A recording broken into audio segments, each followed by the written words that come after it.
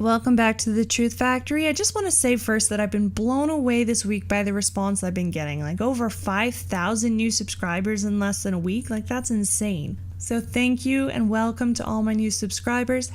#blessed. And with that, I'm feeling brave and ambitious. So let's stop beating around the bush and just go after the person who runs the world.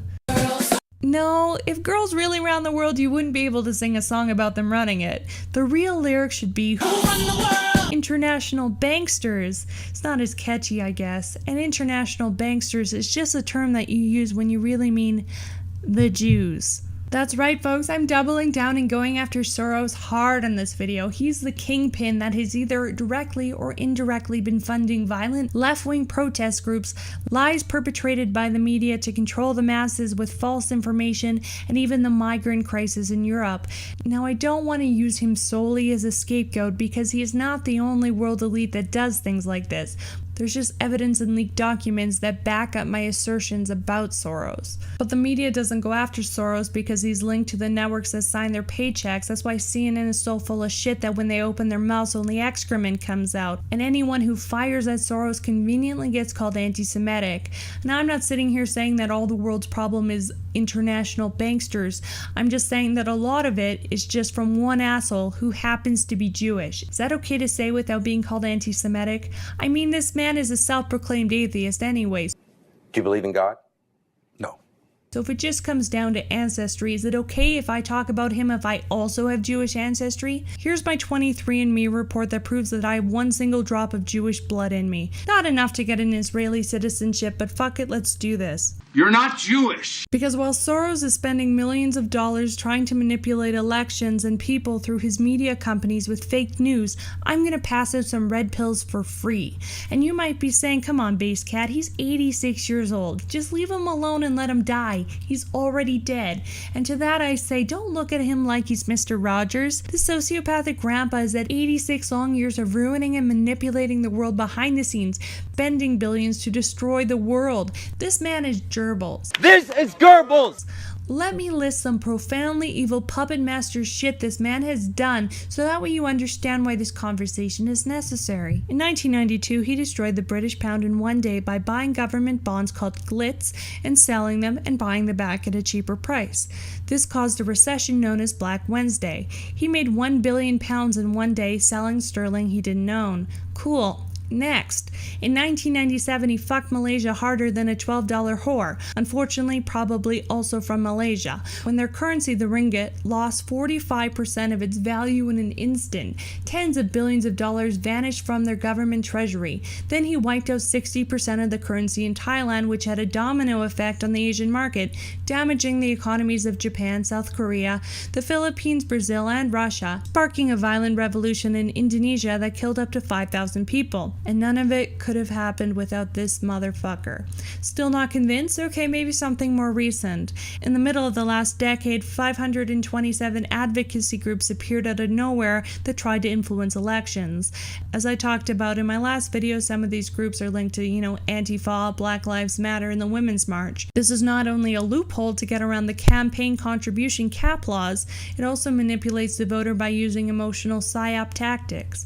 He did this with John Kerry, which didn't work. He did this with Hillary Clinton, which also didn't work. A waste of millions and millions of dollars trying to sway the elections. But we can't talk about that because that's somehow anti-Semitic. I am the least anti-Semitic person that you've ever seen in your entire life. But his biggest pet project has always been globalization by opening borders.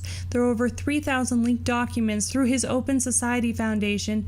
I will link in the description if you're into that, where you'll find that he believes that Europe's refugee crisis is just an opportunity to influence immigration policies worldwide to collaborate with other wealthy donors. Immigration is a way to destabilize the country's economy, which makes it easier to manipulate. And this isn't just a weird conspiracy. These are clandestine operations Operations, which is an intelligence operation intended to go unnoticed by the general public. But now things aren't going unnoticed, and other elites are starting to throw Soros under the bus. But geriatric George Soros wants Trump impeached before he dies, because Trump wants to deport illegal immigrants and slow down the immigration process in general. This goes against Soros' globalist dystopian vision. That's why CNN shills have been pounding the Russian narrative so hard. Soros funded Hillary's campaign and wanted her to go to war with Russia and bring in thousands of immigrants into the United States. That is not a conspiracy. She has said these things. Soros' hand is so far up Hillary's ass, he's like Jeff fucking Dunham. But yesterday things got really interesting for Soros when Israel and Hungary teamed up to take Soros down. Hungary has been going after Soros for a little while now. The Prime Minister Viktor Orban has openly been against Soros' support for more open immigration.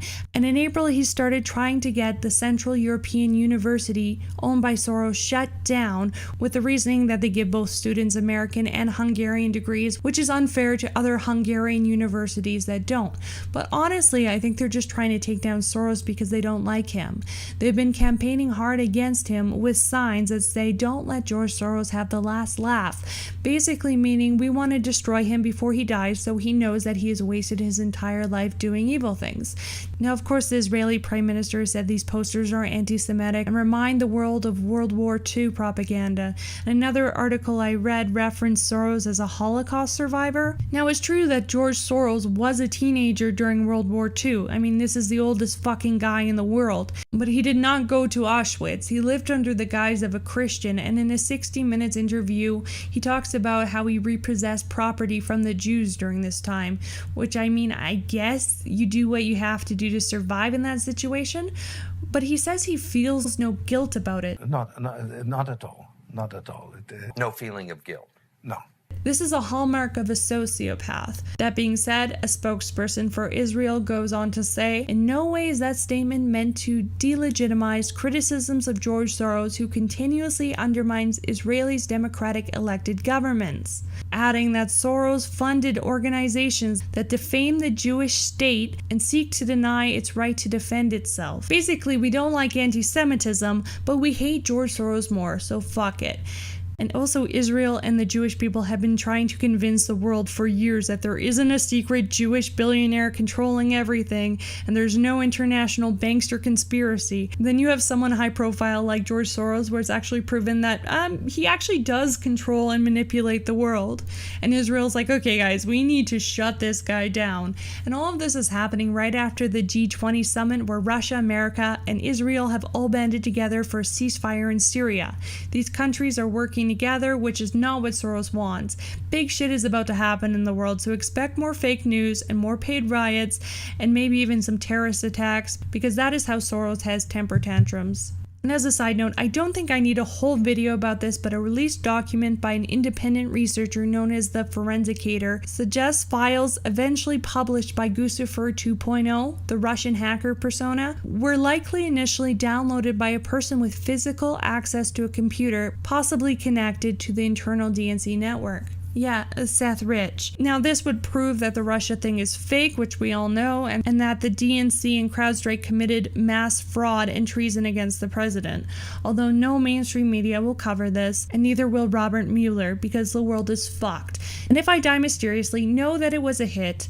I am young, I am perfectly healthy, I am not suicidal, and I don't walk alone at night. So if I stop posting, please avenge my death. Good night. Meow.